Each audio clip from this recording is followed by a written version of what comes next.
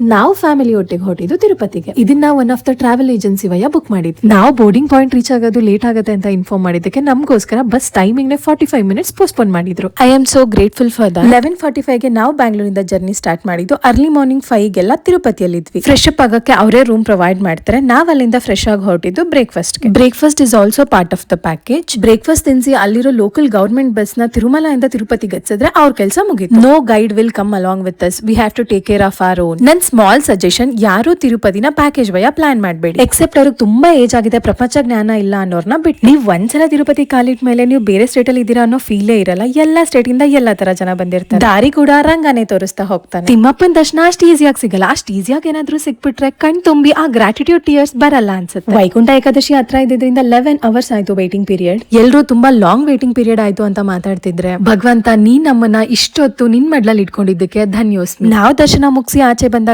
ಬೆಳಗಿನ ಜಾವ 2 ಗಂಟೆ. ನನ್ ಮನ್ಸಿಗೆ ಸ್ವರ್ಗ ಅಂದ್ರೆ ಇದೇ ಇರ್ಬೋದಾ. ಅಲ್ಲಿಂದ ಪ್ರಸಾದ ಕಲೆಕ್ಟ್ ಮಾಡ್ಕೊಂಡು ನನ್ ಮನ್ಸಿಗೆ ಇಷ್ಟ ಆಗಿದ್ ರಂಗನ್ ಮೂರ್ತಿ ತಗೊಂಡು ರಿಟರ್ನ್ ಬಸ್ ಕಡೆ ಹೊರಟ್ವಿ.